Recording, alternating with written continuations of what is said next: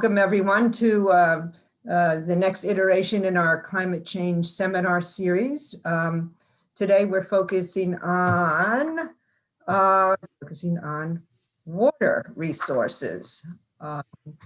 Water, I don't think I have to explain to anybody, is certainly vital for all forms of life. And although it provides no calories or organic nutrients, it plays an important role for human beings, for animals, and for our world, for the globe.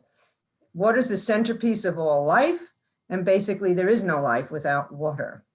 So today, the change in climate is felt primarily through a change in water, and humans and animals are alike at risk. Floods, hurricanes, droughts, other weather-related events can destroy or contaminate entire water supplies, thus increasing the risk of diseases such as cholera and typhoid. Further rising temperatures can lead to deadly pathogens in freshwater sources, again, leading to contamination, making the water dangerous for people and animals to drink from. Every day, 700 children under 5 die from diarrhea linked to inadequate water, sanitation, and hygiene. Rising sea levels are causing fresh water to become salty, thus compromising water resources for millions of people. Climate change, as we're going to hear today, exacerbates water stress. And correct me if I'm wrong, Jeremy, but water stress is defined as the ratio between water withdrawals, such as for domestic, agricultural, and industrial uses, and available water supplies. So today, we're going to hear more about the topic from our speaker, Mr. Jeremy Martinich, who's an expert in this area. He's a general physical scientist in the Climate Change Division at the U.S. Environmental Protection Agency, where he leads the EPA's Climate Change Impacts and Risk Analysis Project, which is a coordinated analysis to eliminate the physical and economic risks of inaction on climate change. So your role is exceedingly important, especially given that just today, the White House removed the official who oversees the National Climate Assessment, the federal government's definitive report on climate change. Mr. Kuperburg is now out of a job. Mr. Martinich has received his BA in Environmental Science and Policy from Kenyon College and a master's from American University. So it's my great pleasure to turn over the screen to you, Jeremy, and welcome you to the group. And you will be able to share screen with everybody here. Please use the chat feature should you have questions, and Mr. Martinich has agreed to stay on should there be questions that can be answered after his formal talk. Without further ado, you're on. Great. Thank you so much. Can you guys see my slides okay? Yeah. Okay, great. Thank you so much, Malin, for the introduction and for this opportunity. It's a pleasure to be with you and to speak with you. I'm going to be talking, as Madeline said, about climate and water resources. A very important topic. A lot of the work that the group I sit in focuses on climate and water.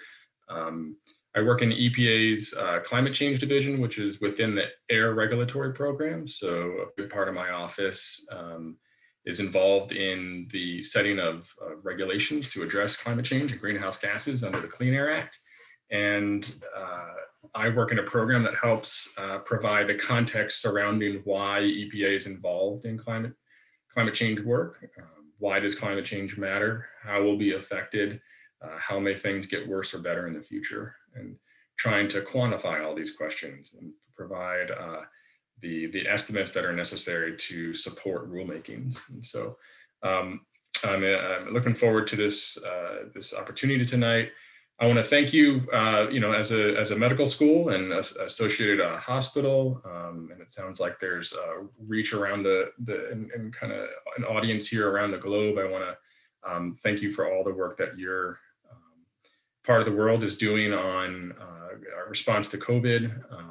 I, as a climate scientist, I work with a lot of sort of high power computers, but I can do that all from the seat of my desk in my home.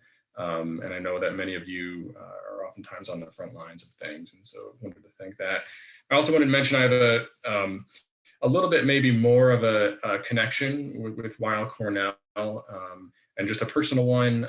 My father worked in the city for many years, but at one day at work was rushed to New York Presbyterian, and discovered then that he had a brain tumor. But he, for over 6.5 years of the final parts of his life, received treatment from physicians at Weill Cornell, and despite an initial diagnosis that he wouldn't probably last much more than a year, it was really due to the wonderful magic and medicine that kept him alive and long enough to see the birth of all of his grandchildren. And so I'm very thankful, and it was kind of coming full circle to have this opportunity. So thank you very much. Well, like Madeline said, I'm happy to take questions at the end. If there's any burning things as they come up, you can drop them in the chat, and maybe if Madeline or Savita see them, they can raise them to my attention. Otherwise, we'll just dive in. So as Madeline mentioned, there's, the water underpins everything that we do. And as climate may threaten our access to water or the timing in which we access it, and it could have very significant implications. So what I want to focus on tonight is a discussion of, what is happening now? What does science say about how climate is affecting our water resources, and what may happen in the future? Most of my work, because we are the US Environmental Protection Agency, we focus on what's happening within our own borders and protecting our own environment. Obviously, climate is definitely a global issue. Water is a very important global issue. Because the US is so developed, we have large capacity to adapt to climate changes. And so I'll get in a little bit at the end about some of the global perspectives, even though most of my presentation will be focused on the US. So I want to talk about what's happening now in the form of what we call climate indicators. And so in other aspects of what you may know in science and economics, you may have heard the term indicator. Certainly there's, if you follow Wall Street, there are economic and market indicators. Like, you turn on the news and you hear how the Dow or the S&P 500 did today. Those are market indicators. And we in a climate context, we use these indicators is to demonstrate how our climate system is changing over time. And so we use observed data. It's robust. It's it can't be taken apart by anybody in climate change. It's just simple observations of what we've seen. A good important thing to mention here is that weather is different from climate. And so these aren't weather indicators. We're not looking at day-to-day observations. We're looking at long-term changes in our climate system. And we can use those to demonstrate those changes. Our climate has lots of sort of natural variability in it. And so we see large fluctuations from day to day, season to season, year to year.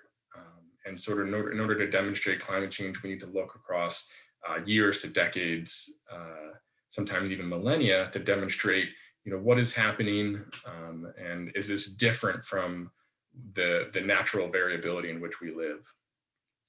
And climate indicators is one of the tools in which we can do that most easily. And so EPA doesn't do a lot of data collection, so we rely on agencies like NASA and NOAA, which is the National Oceanographic and Atmospheric Administration, US Geologic Survey, and other agencies, a lot of state agencies, sometimes just academics and researchers who collect their own data.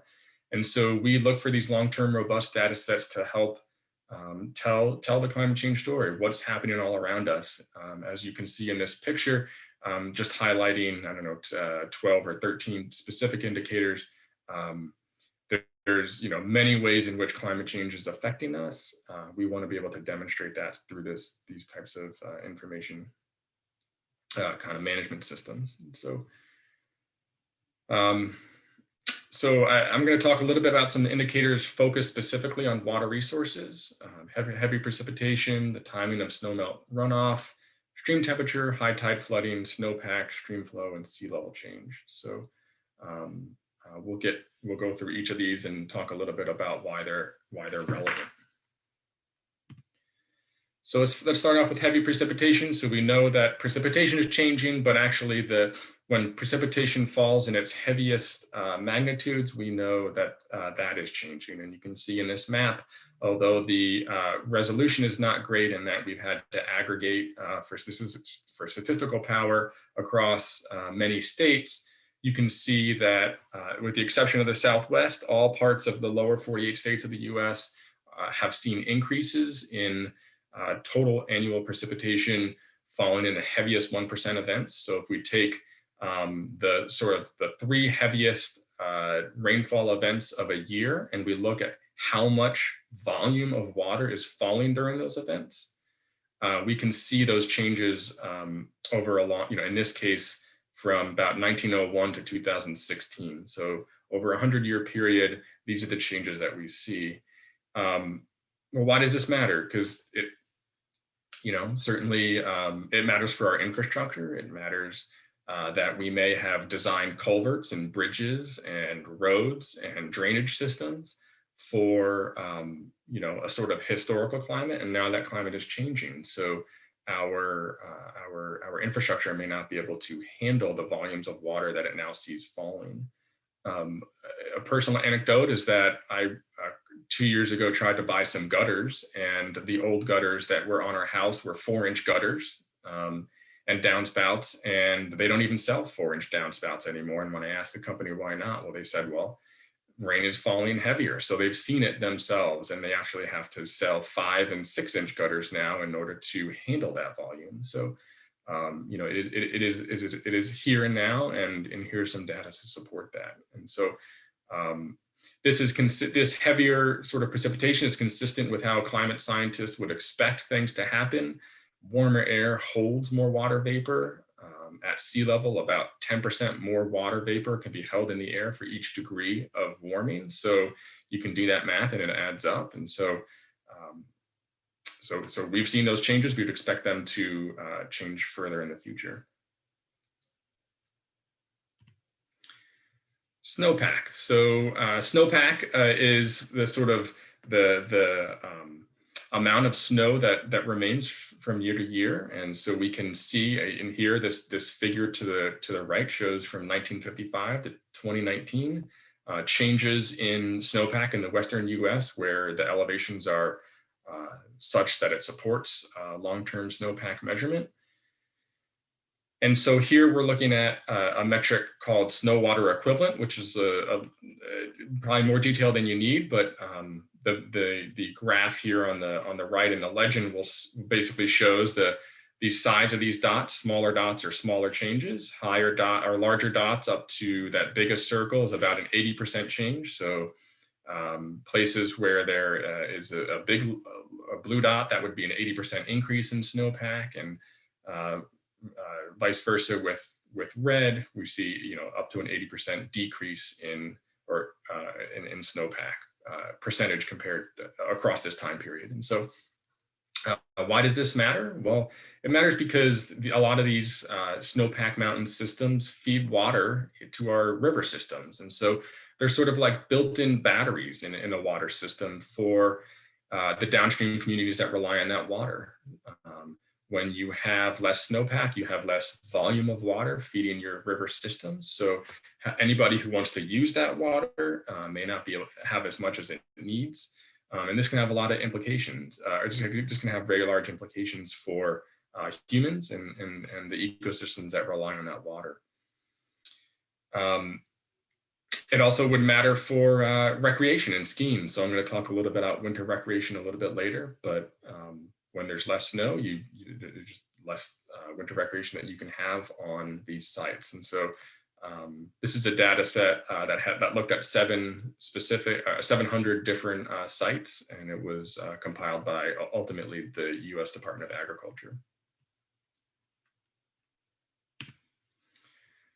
So timing of snowmelt runoff. So as this snow melts, we can look at the timing and just, when is it melting? And we can look at, in this specific graphic is showing when the date at which the half of the amount of stream flow that comes from that kind of winter to spring time period, one is half of the amount of volume past a certain gauge station, so a point in a point in the river. And this is important because there's a lot of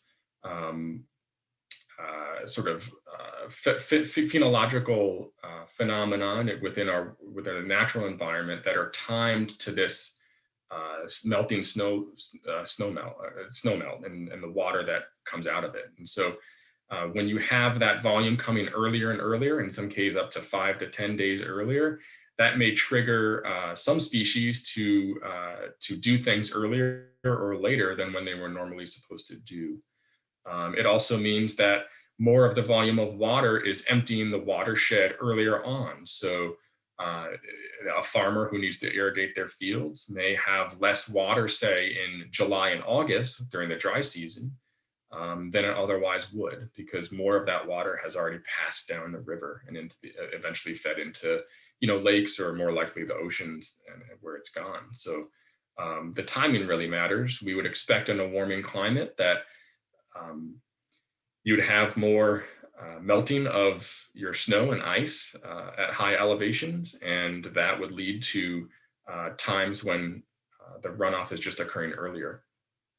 You can see that there's not a lot of sort of snowmelt systems in the US, especially in the center. So you just see it primarily in the parts of New England, and then in the Sierra Nevadas and the upper Rockies and Pacific Cascade Mountains up in Washington State. And so looking at this data, we see that almost everywhere there is a shift towards an earlier pattern of snowmelt runoff.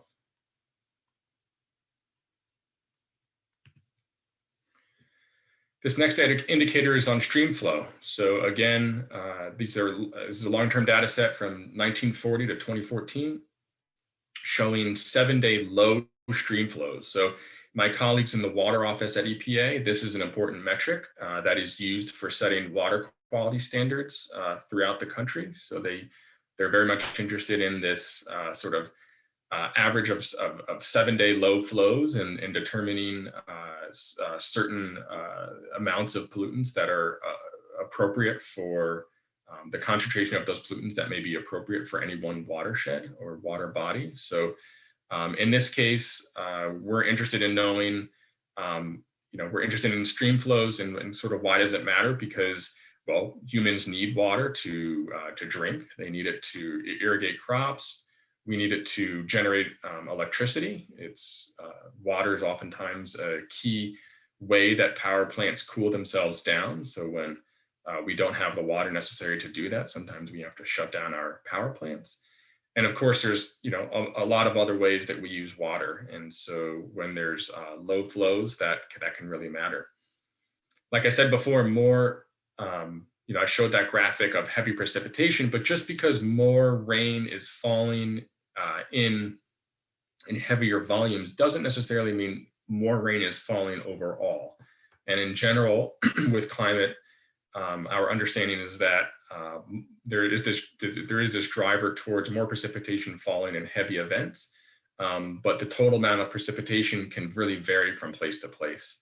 And so I know there's a large Brazilian contingent, it sounds like, on this call. So there's lots of projections and uncertainty, and also concerns about the total amount of precipitation that will be falling over the Amazon basin in the coming centuries, and concerns about the drying out of the Amazon rainforest. And so there's other parts of certainly this country in the desert Southwest where things are already dry that are projected to become even drier. That really matters. And that'll have a large implication on stream flows.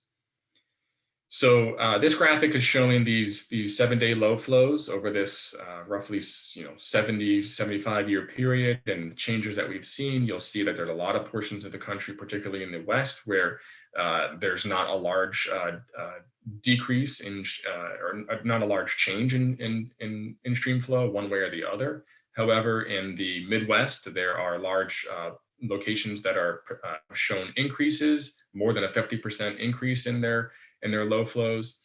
Some places in the southeast where things have been a little bit drier and we've had more recent droughts over the past 10 to 20 years, you'll see that there are locations where there's up to more than a 50% decrease in these stream flow. Again, this is of particular concern for water quality managers like folks at EPA, also electrical utilities and farmers that rely on irrigation. Stream temperature. So I wanted to zoom in a little bit just to focus on a part of the world pretty close to New York, and in this case, the Chesapeake Bay watershed. And looking at stream temperature from 1960 to 2014, you'll see some of these dates, these ranges of these dates differ. That's just based on when the data set typically was started and people started collecting these data. So we're very much limited to what others provide and collect. However, this is a pretty long-term data set, 50, 55 years or so, showing changes in stream temperature. You can see ranging from decreases in these large blue circles of about a decrease in temperature of 4 degrees up to increases in the large red dots of greater than 4 degrees Fahrenheit for the Chesapeake Bay region. You'll see that overall you see many more red dots than blue dots. That's consistent with what you'd expect in a warming climate, that the water temperatures are increasing. And why does this matter? Well, certainly it matters for water quality. Most water quality pollutants become more pervasive and just stronger in higher concentrations and more active when they are in water, in warmer waters. Aquatic life can be impacted. The harmful algal blooms and red tides become more common in warmer waters.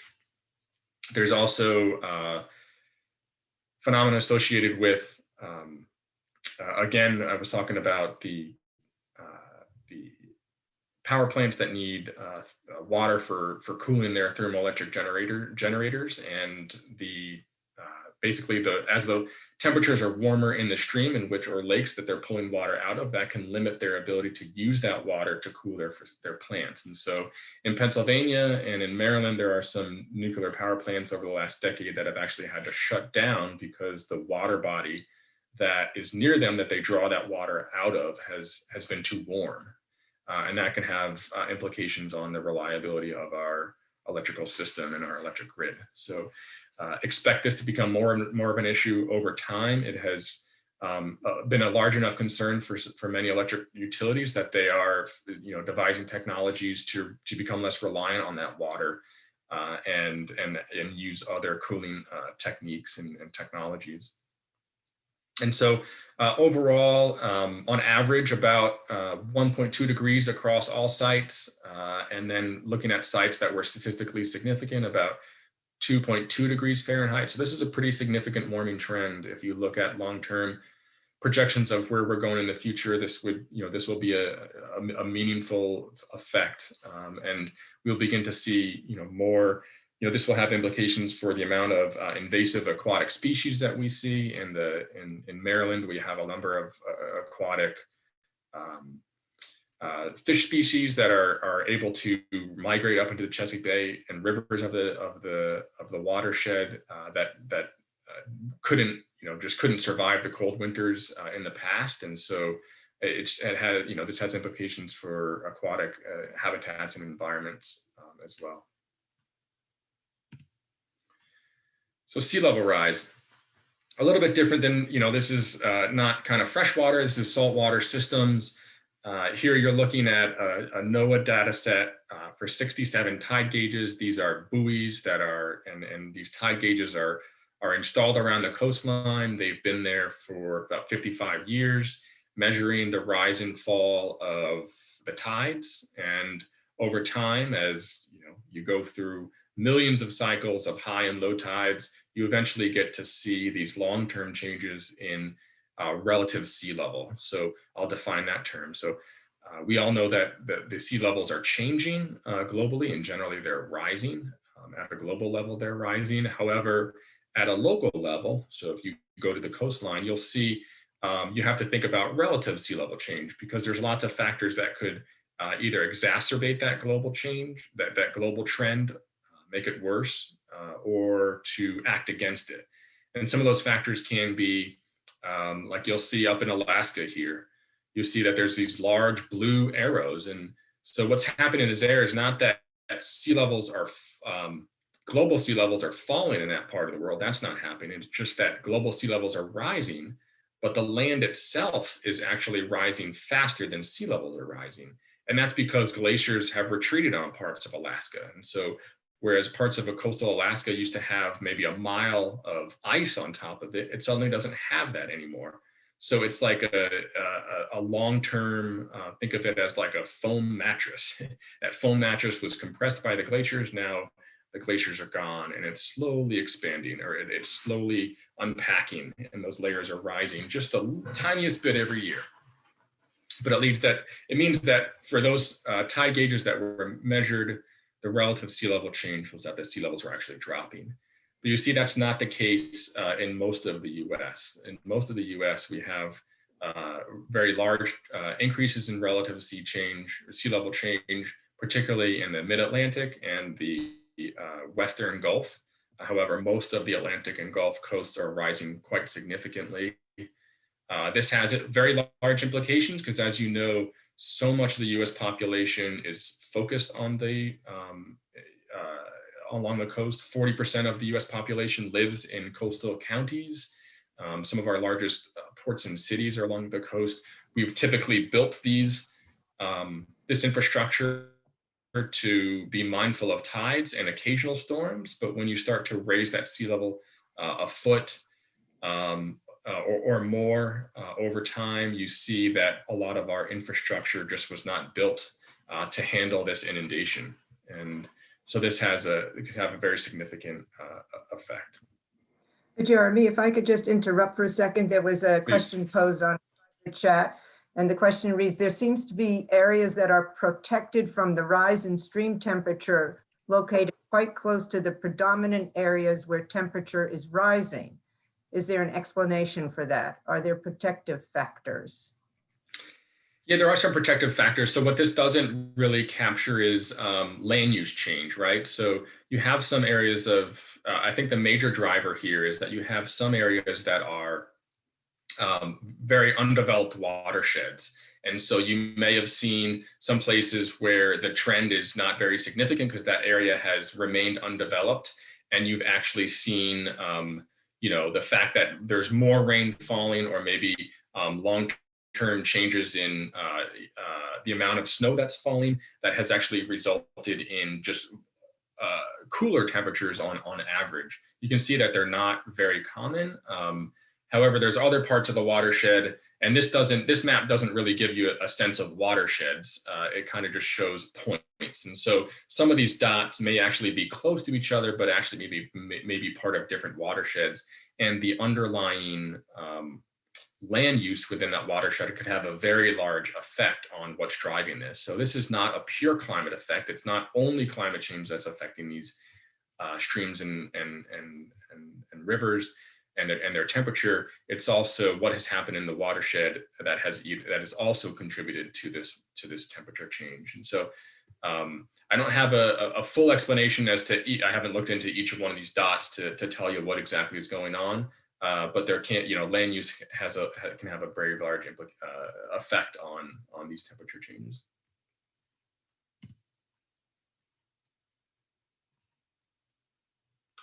Talk about sea level. So here I'm going to talk about high tide flooding. So most of the climate world has really been focused on sea level change for a long time, and we haven't paid quite enough attention to this concern that as sea levels change, the effect of our high tides will get worse, right? Because think of it as your tides on depending on where you are an ebbing and flowing over time.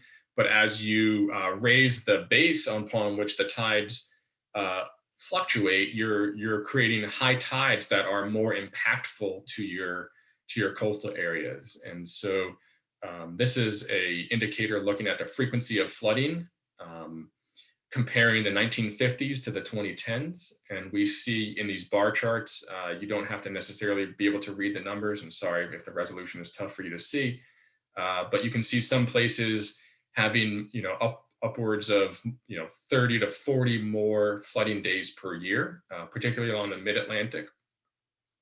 Much smaller effects on the West Coast and in the Gulf. And this has to do with other factors like I was talking about that contribute to relative sea level change.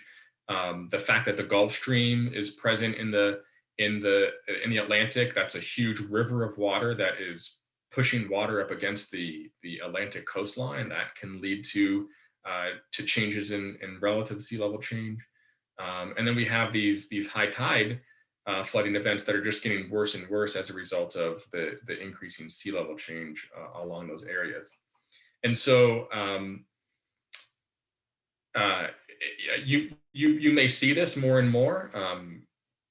Look out for particularly every October. So we just passed it, but there'll be another opportunity in the spring. Every year there's a high tide, or it's called spring tide or king tide flooding events. These are some of the highest tides of the year, and you'll begin to see those become more and more impactful over time as the sea levels rise. And so in Washington, D.C., if you're familiar with the tidal basin, which where a lot of the pretty cherry trees are, that is now in October during these king tide events.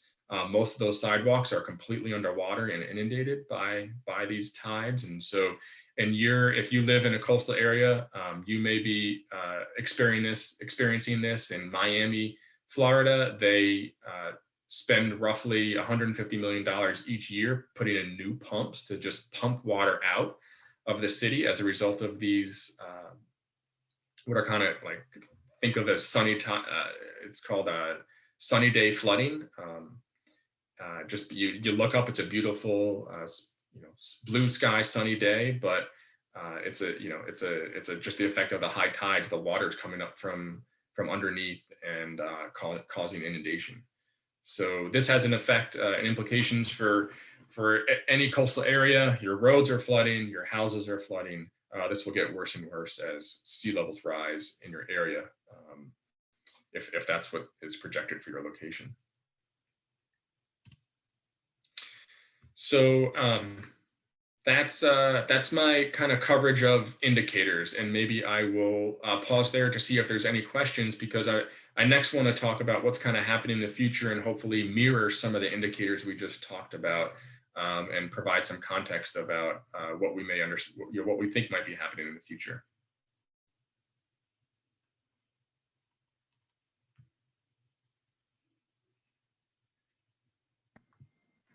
Oh, chat room is quiet, so we'll Okay. go on. Fair enough. So this is really where the bulk of my work is focused, and that is projecting and trying to quantify and monetize what's going to happen in the future.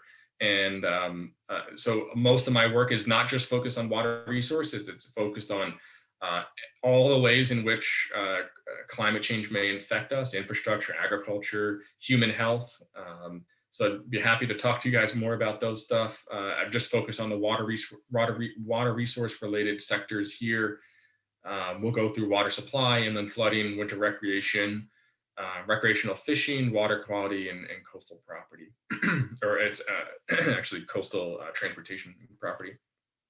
So our questions here, we want to know how and when these changes may occur, what the economic implications can be, and then if we, my group is particularly interested in understanding, well, if we reduce climate change by taking policies to reduce our emissions, how might we reduce some of these risks? Or if we adapt to some of those risks or to some of those changes, how can we reduce those risks? So here's a figure looking at the Colorado River Basin. You'll see that in this left panel, the 10-year running average of water supply shown in millions of acre feet. So think of that as an acre foot is just an acre of 1 foot, an acre and flat land with 1 feet of water on it, times that by 1 million, and that's an acre foot. And so you see that the amount of water flowing down the Colorado River Basin is quite large. you see that there's a general trend of that water supply decreasing over time. That's due to the changes in snowpack that I told you about previously. The warming is slowly eroding the amount of ice and snow that sits on the Rockies, and that's leading to these supply changes. Warmer temperatures lead to more evaporation of the in-stream water. And so we see that in that trend. And you can see in this red line, long-term 10-year running average of water use. And that has been increasing as our population has demanded more water. We've become more efficient over time. So you see that since roughly the year 2000, we're using slightly less water. However, this study projected out how our water demand is thought to grow into the future, as well as how that water supply is supposed to change in the future. And then there's these large uncertainty bands. And so what we learned from this is that there's lots of uncertainty. We don't fully understand how this water system is going to change under a future climate. We don't really know how much water we're going to need in the future. However, the important takeaway is that look at where that blue band, the top end of that blue band, barely intersects by the end of this by 2060 with the bottom end of that pink band. And so we know we're going to have problems in this watershed. We're not going to have enough water, even under the best of circumstances, to meet the projected demands in the southwest of the U.S. So this is going to require some innovation. It's going to require some very important renegotiation of water rights in the U.S., or in the Western U.S., which are very contentious, and I won't even pretend to understand a whole lot about. Climate science tells us that this will be a major issue. So we talked about heavy precipitation before and how that's affecting, how those changes have played out over the past 50 or 60 years. This is looking forward at how changes in that precipitation-driven changes in precipitation are going to drive changes in inland flooding, so that water falls on the landscape. It then finds its way into our river networks and our watersheds, and in some cases it causes flooding. The rivers flood their banks, and so we can focus here on changes in the 1% historical flooding event. So that's the 100-year flood. There's many different flood frequencies. We're just focusing on the 100-year flood in this graphic. We have on the left, the two kind of left-hand panels show a future in which we pretty drastically reduce our greenhouse gases. The panels on the right show a future where we continue to emit at levels that we've emitted in the past. And then 2050s on the top and 2090s on the bottom. And so I want to show this metric is changes in the frequency of the historical 1% flooding event. So where you see red, oranges and red, that's increases. That dark red color is an increase of a factor of 5, which represents that 100-year historical flooding event will be happening 5 times more frequently. So you're taking that's another way of saying that your 100-year flood event becomes a 20-year flood event by 2050 in the top panels, and by 2090 in the bottom panels. So this is pretty significant. This, we at EPA and the Army Corps of Engineers and other aspects of the federal government plan our infrastructure. We design our infrastructure off this 100-year flood event. If you live in a watershed in the U.S. and you have to buy flood insurance, your flood insurance rate maps are designed and built, and your premiums are built under your risk associated with a 100-year flood event. So if these risks are changing in the future, that could have very significant implications, not only for your insurance premiums, but for the infrastructure in your community. There are lives at stake, there's property at stake. This is very meaningful. So we can use very detailed and complex hydrologic models to simulate these changes using outputs of global climate models that others produce. Jeremy, is there a question? Yep. On the chat, yes. With more municipal water being sourced from Western mountain areas, does this extract water in such a way that it makes the mountain forest more susceptible to wildfires and more intense burns? Yes, it does. I don't know that. I mean, once the water is in the stream, which is being shown here, that would not have much of an effect on wildfire potential. However, the changes in the snowpack that I showed before has a direct link with wildfire severity. Um, with less with more with basically when you're ice at the top of your mountains, when there's less of it around, that means that your watersheds and the amount of water that's dripping down your mountain is smaller, your vegetation is drier, and the potential for wildfire is greater. That's on top of and compounded by we have warmer temperatures, our winters are less cool. A lot of our vegetation in the Rockies is now affected by mountain pine bark beetle. So these beetles that typically were held in check in historical times because of very cold, extreme winter temperatures. The winter temperatures are now milder. Those beetles can flourish and survive the winters easier now, and that has devastating effects on many of the trees. And so that's another driver of those increased wildfire activity. So it's a very complex kind of answer, but water is definitely one of the underlying, and particularly water from ice is one of the underlying drivers. So talking about winter snow, it's a good segue for winter recreation. So this is a study that we did looking at what's shown here is downhill, but we also looked at cross-country skiing and snowmobiling. But for I think it was 340 downhill skiing sites that are shown here. We see again 2050 is the two panels on top, and 2090 is the two panels on bottom. In this case, the higher emission scenarios on the left and the lower emission scenarios on the right. Some of that is a little less important. You can just look broadly at all of these colors, and you see, really on all the maps, you'll see that many the ski areas, particularly those in the Northeast. So if any of you in New York have an opportunity to get away to go skiing by the end of the century, in 2090, many of those ski areas, the season length has decreased by 100%. And so basically this is an analysis looking at how rising temperatures just don't provide enough cold temperatures that you need to either produce snow artificially or for snow that falls naturally to stay on the mountain. In the West, where there are higher elevations, there's more capacity for the snow to stick along longer, particularly in that top right corner, which is 2050 under a lower emissions future. You see more areas that are in the 10 to 20 to 30% loss in their ski season length.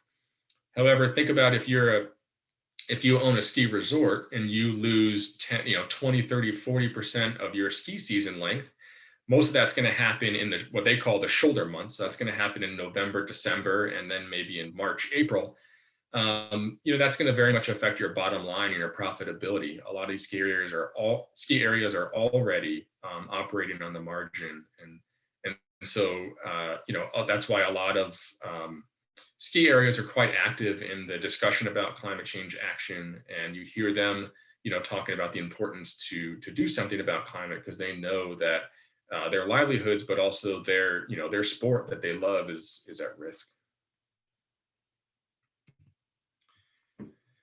So for freshwater recreational fishing, and I'll skip through these last couple in the interest of time, try to go a little bit more quickly. We have, this is focusing on the sort of eastern states, as you can see. This is focusing on all different fish gills, but I'll just point out in the interest of time, cold water fishing. And so if you are a trout fisherman in the Northeast, you are looking for areas that you would be hopeful that by the end of the century, there'd be lots of blue on these maps. And this is looking at output from 5 different climate models. You can see that there's not much blue. And what's that suggesting is that the streams that typically support fishing for cold water species like trout and some salmon, shad, other species that need cold water in order to survive and reproduce, the stream water just won't support those species anymore. And that's pretty significant for someone who has typically grown up growing or going fishing for these species. What is replaced is with, it doesn't mean that these streams won't support fish, it'll just support different species of fish. So there'll be,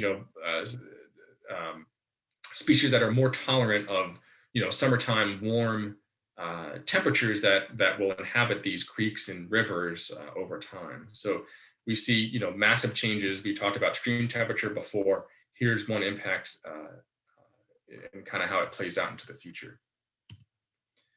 Water quality, there's lots of ways to measure water quality, lots of different water quality pollutants. So I won't get into detail here, but this was a study that looked across a number of water quality pollutants in the form of a water quality index. This is one of the ways that EPA sort of tracks water quality for a number of different water quality constituents. And again, you can see worsening water quality over time shown in these darker colors. These are changes in a water quality index. Over time, it's projected to get worse for almost all parts of the country. You can see that where we, in cases on the left where we do less in order to reduce our greenhouse gas emissions, the more climate change that occurs, the worse our water quality gets, versus the right-hand panels, climate action can reduce some of these changes. We can monetize, as with a number of the other slides that I haven't gone into, we monetize these changes. It comes up with some pretty significant economic damages, annually by the end of the century. So I talked about sea level rise and high tide flooding. Well, here's an analysis that specifically looked at, and this is a paper that is soon to be published. It's just in review, or excuse me, in press. But here are sea level change. So this high tide flooding events, which are projected to occur in the future, as they get worse and worse, we have more water that is going to be standing on top of our roadway surfaces. Well, that's going to cause delays because you can drive through a couple inches of salt water. You can't drive through 6 inches or more of salt water unless you have a special type of car or truck. And so that causes, those roadways to become impassable during high tide. It gets to a point where you have to reroute your traffic. You need to either elevate the road surface or otherwise contain the flooding that occurs on that road surface. And so we can simulate these changes over time. You can see the darker counties are where there are more.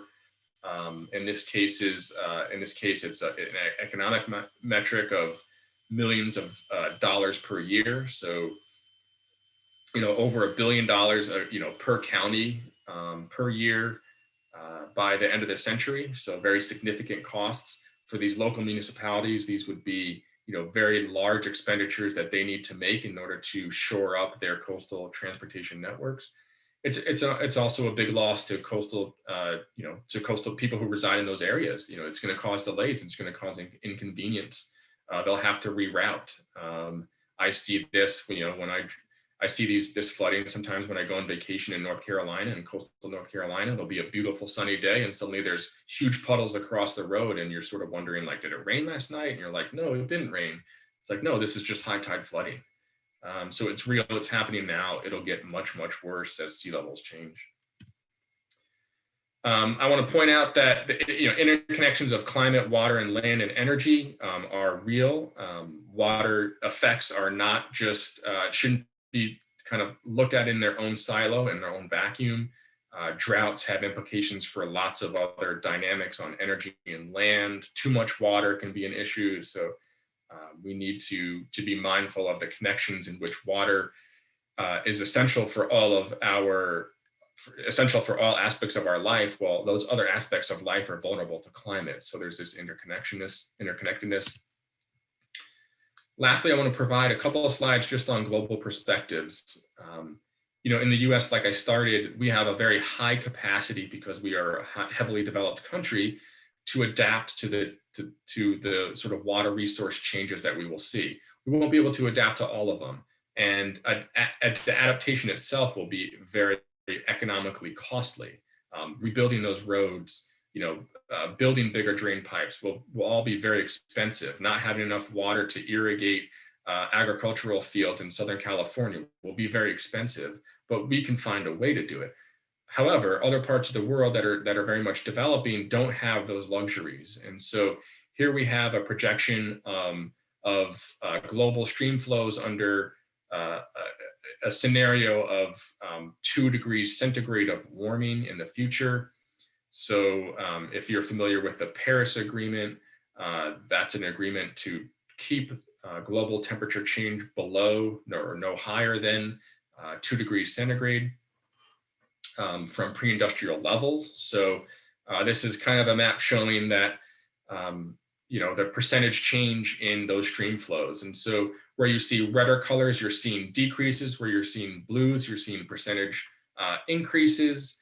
And the strength of the color or the darkness of the color is not an increase in magnitude, rather it's an increase in confidence across the models. So the models that were used for this study, more of the models have agreement where the colors are darker. And I want to point out that, in many of the areas of the world that there is conflict today, North Africa, the Middle East, Afghanistan and Pakistan, the western part of the Himalayan range, Southeastern Europe, these are areas that are projected to see the largest decreases in stream flows. Southern Africa, I should mention. That has large implications on stability and political instability. We know that when there are droughts, that leads to collapsing agricultural systems. These are many countries in which agriculture and its collapse can have large implications for employment. People leave rural areas, they go to seek employment at urban centers. That creates resource constraints and political instability in these urban environments that can't support them. That underpinned a lot of the sort of drivers of the Arab Spring and revolutions roughly a decade ago. So, climate is not the only driver of this instability, but it is a threat multiplier. That's exactly the language that our own Defense Department uses. Climate and water resources will multiply threats that already exist. This is real, it's happening today. As climate gets worse, we would expect the driver on this instability to increase. I also want to mention that there's a number of adaptation, or water resource control measures that are being taken worldwide. The building of dams. There's a highly contested project between Ethiopia and Egypt right now in building the Grand Renaissance Dam. So on one hand, these water resources management infrastructures like dams can help improve our resilience to climate because they may create more water for irrigation. They may generate electricity. Those are all good, those can be good things for a developing country to help empower and provide food. However, it can come, at increased risk to the ultimate water resilience of that nation. And so I know that Madeline has some experience in tracking some of these global dam issues, and maybe she can speak about it during the comment period. Lastly, I'll just talk about a similar map with groundwater recharge. Here, kind of showing some higher emission scenarios on the top and lower emission scenarios on the bottom. But you can see a similar dire situation of we are projected to see increased vulnerability of our groundwater recharging in areas of the country, areas of the world where there is already large levels of political instability. Southern Africa, Northern Africa, the Middle East, and so forth. So expect to see climate again as an underlying threat multiplier in many of the instability events of the future.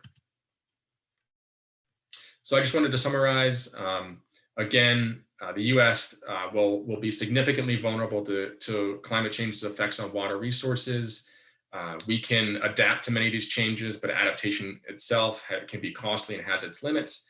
And like I just mentioned, in other parts of the country, water and livelihoods are intimately connected. There's less adaptive capacity, and so the implications can be much more significant.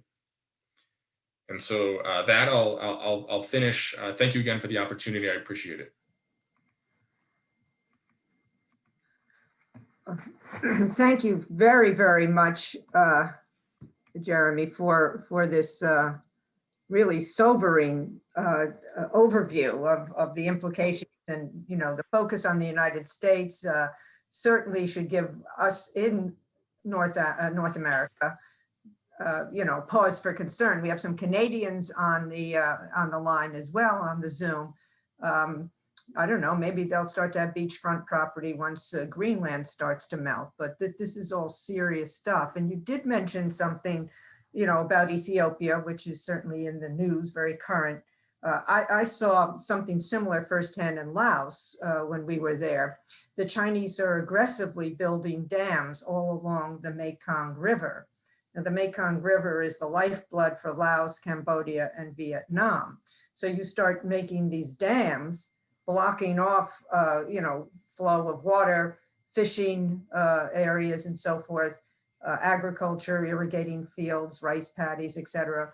And you're talking about a huge upheaval in people's lives. So, these all have consequences. Yes, they're trying to get some hydroelectric power, and that's wonderful. But what about the people, the fishermen, the farmers that rely on the Mekong River, its delta, for their livelihood? And we see that playing out a little bit also, or maybe not a little bit, but a lot with the Colorado River Basin in the Southwest. They're always talking about water wars out in the Southwest. Los Angeles and Phoenix need water.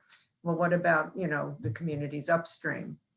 So I'll thank you again, and I'll open up the floor for questions. You can either speak or chime in with a chat. But this certainly was very sobering, not from a climate perspective, but also from an economic perspective. So, anybody have anything to say, or are you just totally depressed? No. Okay.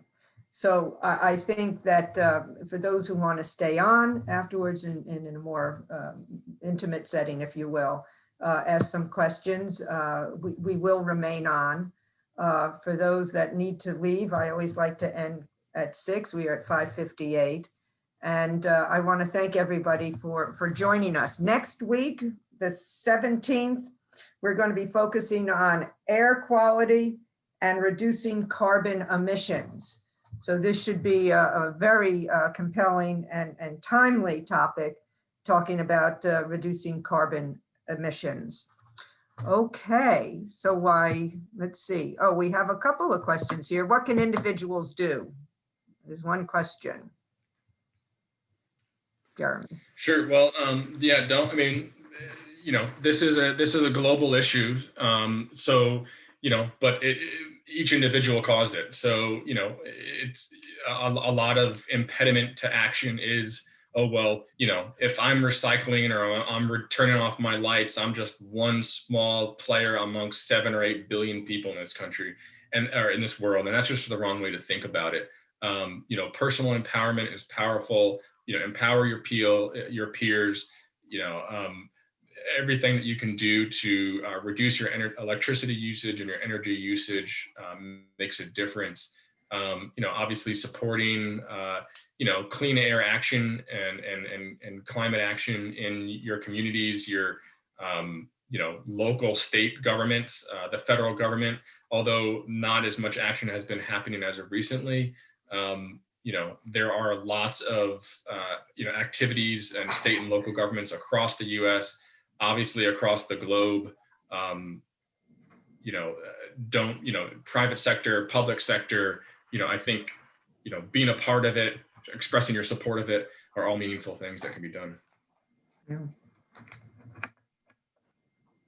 No, absolutely true. Sometimes people will think, well, I'm just one person, but I think collectively, if we really do address this, and make decisions based on science, what the evidence shows, then we at least can address some of these issues and try and stem the rapid increase, in potential catastrophe if we don't do something. Yeah. I don't see any more, but they're all thanking you. Okay. That was very informative.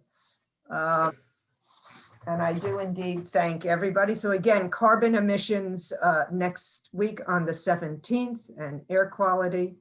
And we'll stay on just a little bit longer in case others wish to talk about this. And thank you for bringing a little bit about the Amazon. We do have our Brazilian colleagues with us, and certainly, the implications there are tremendous, not just for Brazil, but for the world. That is America, that is the world's greenhouse. And if you start destroying that in a rather significant way, it's not good for the climate, for the world. Yeah, that's good.